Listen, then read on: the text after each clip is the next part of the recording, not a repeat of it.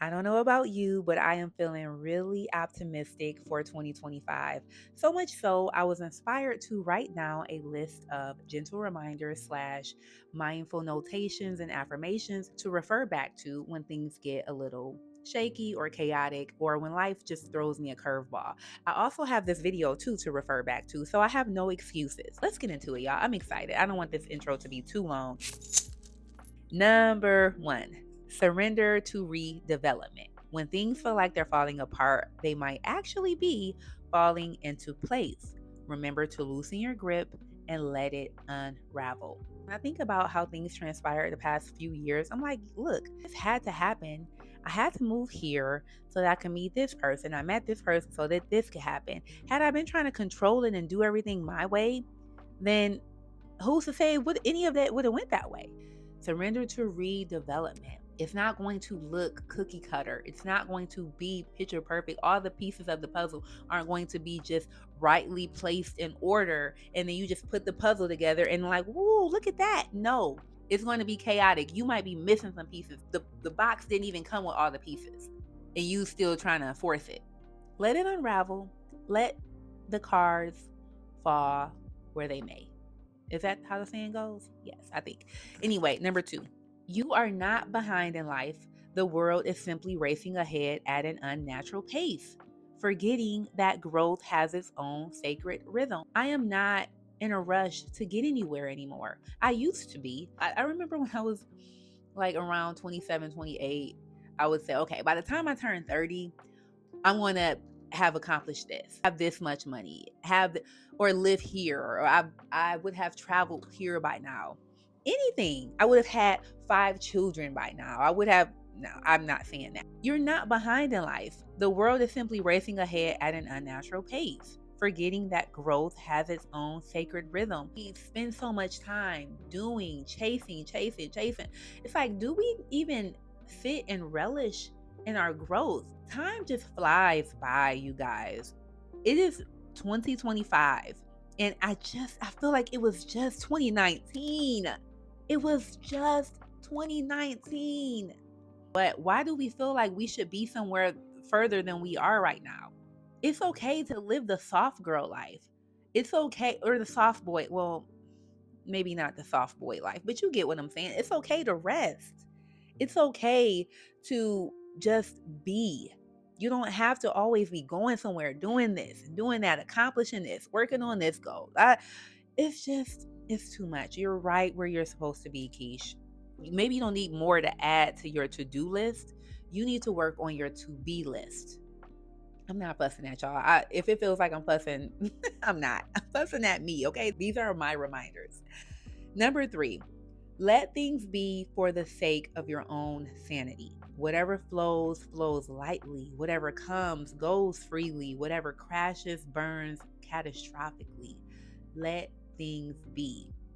Really, this year is all about surrendering, releasing, unleashing yourself from negative thought patterns, from these high expectations that you set for yourself. Why did you set those super duper high expectations and now you are disappointing yourself because you thought that you would have traveled to the moon by now? No. Let things be for the sake of your own sanity. There is no more chasing people. There is no more trying to make relationships work so much so that you lose yourself. There is no staying at jobs where you're not valued or they don't see your worth or you're being disrespected. There is no constantly going to family functions when you know these people don't like you. There is no more putting yourself in situations that you know are harmful. Let things be stop forcing it. Let's move on. Let's move on. Number 4. There is no reward for pleasing the most people. You do not get an award for making the most people in your life the happiest. Okay, y'all will be proud of me. I have said no so many times this year. Oh, it has felt so good. Years prior to, I wanted people to be happy. It didn't matter if I suffered. I wore it as a badge of honor that I was suffering so that this person can be happy. And yet, when it's all said and done, I didn't feel good constantly overextending and saying yes and going and spending money that I don't have. Even if I did have the money, it didn't feel good to always say yes. But finally, Keish, you got to a point where you're telling people no. Ugh, no. No is a whole sentence.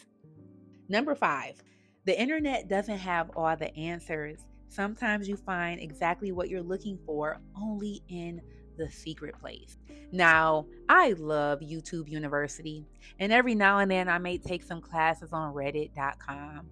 And Google even now and then throws out some good info here and there, but I get my best answers, exactly what I'm looking for, when I spend time in prayer, when I spend time in nature, walking, listening, when I spend time in solitude, silence, quiet. I get my best answers in the secret place.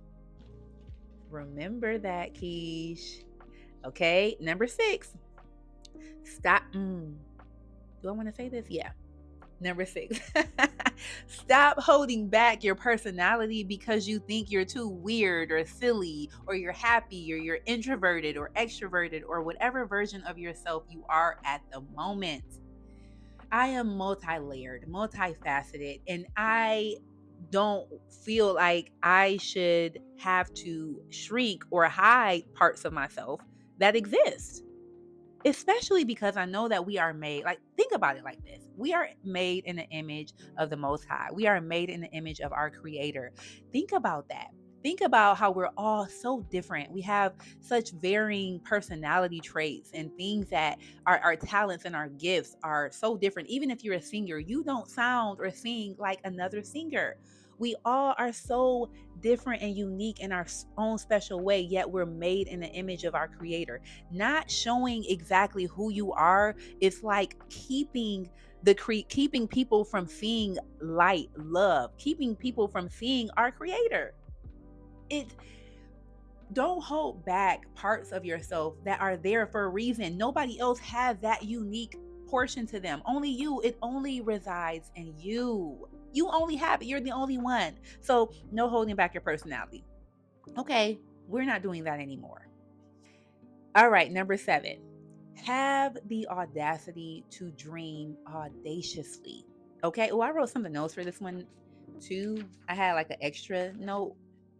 Have the audacity to dream audaciously. What else did I want to say? You are allowed to dream big. You are allowed to think big. I'm not afraid to dream. I'm very protective of who I share those dreams with, right? And you should be. But keep dreaming big. Like this, your life is not supposed to look like the next person's. If you want to go live on a farm somewhere, if you want to buy acres of land out in Idaho, figure out a way to make that happen. Figure out a way to make that happen. You can dream big. You are entitled to dream big. Number 8, evolving isn't betrayal to the person you were last year.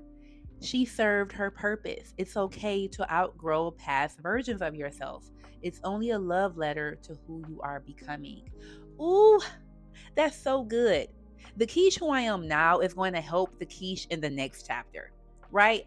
Why would I be mad or disappointed in the things that I did this time around, or this year, or in this season, when she has helped me get through this season and she's going to help the next version of me?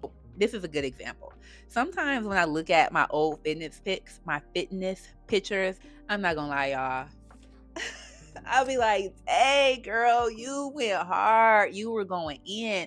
But I know that mentally, I just wasn't healthy. So it doesn't matter how fit my body was, even though I miss it. I can get it back. But that person, that girl is gone. She's gone now. It's okay. She served her purpose. Love and let her go. Okay? Love and let her go. Number 9. Oh, I really love this one too. I will take accountability for my actions and responsibility for my mistakes without indulging in guilt and self recrimination. Oh, you are a real woman when you can take accountability for your actions and responsibility for your mistakes without, first of all, you're a real woman if you can do it. But the second part to that is without indulging in guilt and self recrimination. You cannot feel bad or hold on to shame for the things that you did, or the mistakes that you made, the part of you who didn't know any better, the part of you who was still growing and unlearning some things. We've outgrown her. She messed up. She made some mistakes. She didn't know any better. I'm not holding on to that guilt anymore. Okay. On to the next. Literally. Number 10. Do not waste something that is helpful or valuable on someone who does not appreciate it, understand it, or downright refuses to receive it. I don't know how many times I have overextended, overexhausted myself, overgave, and even just over explained. We're not doing that anymore. Stop over explaining. So I pretty much got this mindful notation stems from Matthew chapter 7, verse 6, when Messiah talks about not casting your pearls to swine. Pretty much he's saying it's not an insult, right? It's not an insult. It's saying be wise about who, when, and how you share truths with, like spiritual truths. It's just being wise about it. It may not be meant for them to receive it in that moment, but I take that in all areas of my life. It doesn't matter what the information is for me. If I feel like someone isn't receiving it, they don't appreciate it, or they're not even understanding what I'm saying, then I just pull back. I just fall back. I don't even allow people to over explain to me now because I feel like it's a trauma response to over explain. At least that's what it was for me. So I'm not doing that anymore. That is number 10. I encourage you, get a notebook, your journal, write down some things that you can just remember. What did I tell myself that I was going to keep in mind? I'm not lying to myself. So let me refer back to my notes and be diligent about keeping my word. Okay, that's all that I have for you guys. I think that I'm going to do a part two because I have so many more notes and mindful notations and gentle reminders that I want to share. But in the meantime, please drop some that you have in the comment section. Share with the collective what your gentle reminders or mindful notations will be this year. I am looking forward to reading them and connecting with you guys more. And if you are joining the 21-day Unleash Your Authenticity Challenge, I've already probably posted the details to it. So I look forward to seeing you guys in the month of January. Post every day. It doesn't have to be perfect. It's not supposed to be perfect because perfect doesn't exist. Only one is perfect. Okay. Thank y'all for being here with me. I love kicking it with y'all. It's such a vibe. So I will see y'all in the next one. Have a great day. Peace.